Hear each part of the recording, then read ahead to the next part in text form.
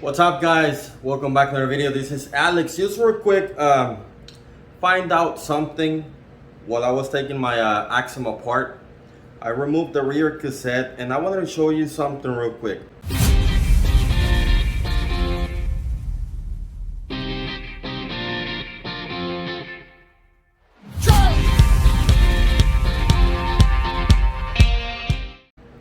This right here is a Sunshine, and I think it's gonna apply for most of the budget for cassettes out there.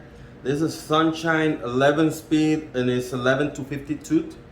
And I noticed, I don't know if you can clearly see this right here, but there is a little bit of play right here, and this is not supposed to be like that.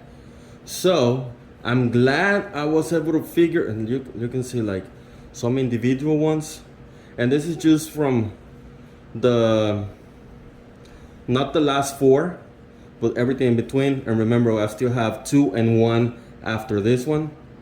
So 1, 2, 3, 4, 5, 6, and 7.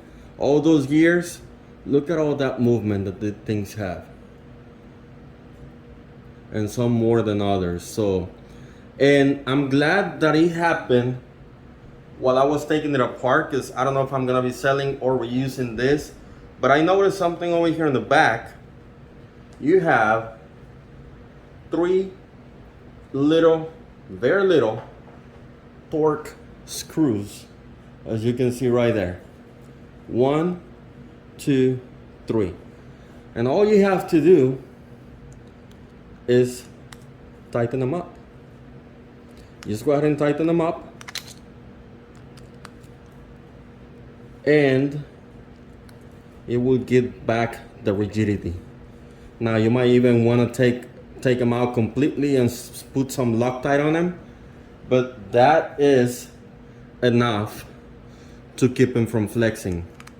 This is gonna be a really good maintenance thing, preventive maintenance. It'll make these things go last much longer, especially if you use those high gears a lot. And now it's as stiff as it can be. So like I said, I'm glad that this happened while I was taking it apart, just in case I end up using this again for something different. And or maybe the same Axum, I don't know. If I get this or somebody else gets this, this is a really good preventive maintenance that you should be doing, that I'm glad I find out and pass it along. Some of you might already know this, but this is a really easy fix. Again, I have one of these pit sports. It comes in a kit. I don't even remember how much I paid for this thing, because I bought it so long ago. And it's a really beady Torx